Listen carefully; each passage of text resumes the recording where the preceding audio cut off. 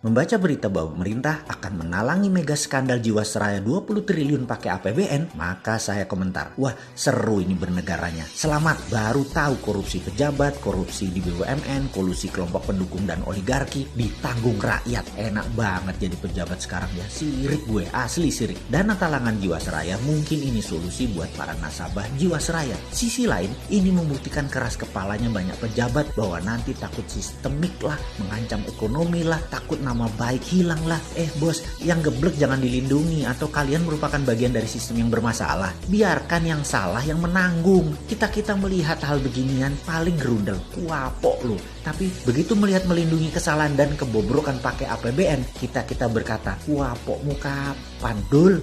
Makanya bernegara jangan berbisnis. Semua itu hanya sarana buat bancaan, bagi-bagi porsi. Lah enak yang dapat, terus yang hilang filenya di kejaksaan. Ya enak juga, wis cocok wis iki. Surga banget deh kesannya para kriminal di negara ini ya. Ini negara para berdebah emangnya. Ya nggak begitulah ngurus negara. Old mind dan old system harus diubah. Itu fundamental berpikir. Cara lama yang sudah puluhan tahun tidak mau diubah. Itu yang membuat kalian punya banyak uang di luar negeri kan ya. Karena itu nggak bakal kalian mau berubah. Lah enak, ngapain berubah? Oke lah, banyak yang sudah diubah saat ini di Indonesia. Kita akui ada pembangunan bagus, iya, tapi belum menunjukkan hasil positif. Kita belum jadi negara pemenang. Kita masih pakai GBHN negara lain. Kita masih kejepit di gambar map buatan orang lain atau negara lain. Kita tidak punya nation interest yang berdaulat. Paling hanya proyek negara dan anggaran yang dibicarakan. Bukan grand plan mau jadi apa negara ini. Di sini terpancing kita selalu untuk membantu dan memberikan kontribusi. Banyak orang yang kepala dingin melihat pendekatan bosman sebagai alternatif. Namun kalau otak pendek dan gak berilmu,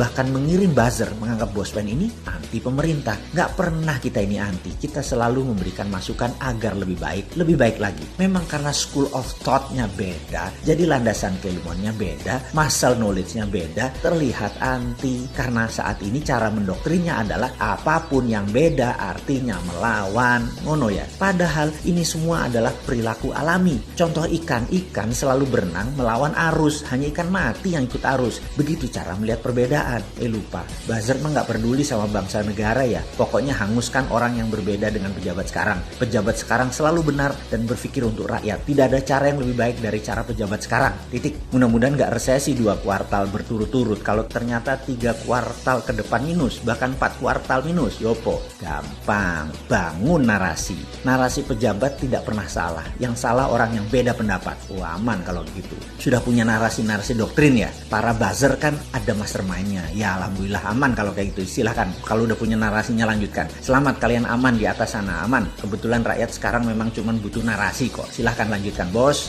Kalau kita bagaimana? Ya kalau kita mah terus membangun karsa dan mengingatkan bersuara versi kita membela NKRI. Gak didengeri, syukur. Dipakai, alhamdulillah. Ini semua untuk Indonesia menang. Kita kembali mengingatkan sejarah. Sejarah yang mengingatkan bahwa Nusantara ditakdirkan jadi global player sejak lahir. Sekarang sayang, kita belum melihat rencana ke depan kita sebagai global player. Masih tarkam, masih antar kampung. Globalnya masih nyender sama superpower. Sayang banget deh. Sekali lagi, sangat disayangkan pengelolaan negara, pejabat negara, dan politikus melihat negara Indonesia tanpa wawasan sejarah, tanpa paham kekuatan geoekonomi, yaitu kekuatan geografi untuk keuntungan ekonomi. Tidak memainkan geopolitik, yaitu kekuatan geografi untuk keunggulan politik bernegara, dan pastinya tidak punya geostrategi. Memanfaatkan kekuatan geografi untuk faktor penekan bernegara. Intinya saat ini bagaimana membagi-bagi APBN doang otaknya, membuat peraturan yang sedikit menguntungkan rakyat. Rakyat hanyalah sapi yang diperes-peres susunya tapi nggak dikawin-kawin. Nikahnya pejabat itu setelah menjadi pejabat bukan dengan rakyat tapi dengan oligarki, dengan kelompoknya dan dengan politikus penguasa Senayan. Ngono ya? Oke, rakyat habis digrepek-grepek doang dan herannya rakyat gak kapok-kapok malah memuja-muja pejabat seperti itu. Hero-nya dijunjung. Top dah doktrin dan propagandanya. Top Marco Top. Kagum gua. Udah selesai ngegosip, kita lanjut. Kita menengok sejarah sebentar. Kita tahu doktrin jalur sutra itu seakan-akan jalur hebat. Karena mungkin banyak pejabat sekarang kemakan propaganda film Tiongkok dan berbisnis dengan Tiongkok kedalaman. Sampai budaya dan doktrin gak bisa dibedain.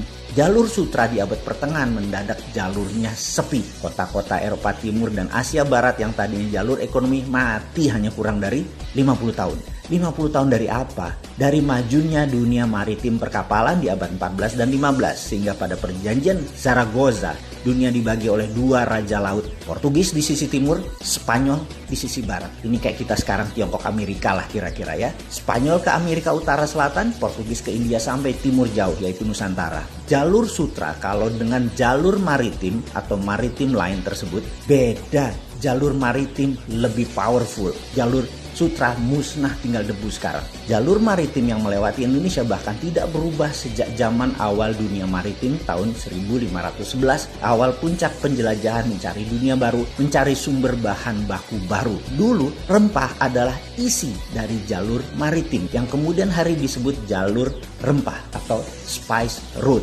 Adalah jalan menuju kemakmuran. Rempah Nusantara telah membawa bangsa Inggris, Belanda, Portugal ke zaman keemasan mereka. Negara Eropa makmur berkelimpahan karena rempah Nusantara. Jadi sedari awal Nusantara memang ditakdirkan menjadi global player dan menjadi pembawa kemakmuran dunia. Ketika komoditas rempah menjadi industri, kebutuhannya rupanya bisa dipenuhi oleh daerah lain di awal abad 20-an. Maka terjadi pergeseran besar di mana bukan yang di permukaan tanah yang menjadi sasaran sekarang, namun yang berada di dalam tanah, yaitu mineral bumi. Perlu diingatkan, di dalam perdagangan rempah dikatakan wilayah Maluku, wilayah Pulau Run misalnya. Jangan bayangkan kekuatan militer yang berkuasa. Sejak awal bulognya Maluku sudah berdiri, namanya Untatang, yang membagi rata petani dan deal dengan pihak asing. Pedagang Arab, pedagang Tiongkok, sampai Portugis Inggris adalah Untatang ini. Baru ketika Belanda kemaruk, greedy dan tamak, mereka membuang 15.000 penduduk wilayah penghasil pala tersebut, tinggal tersisa 1.000-an dan ada banyak pembunuhan terjadi.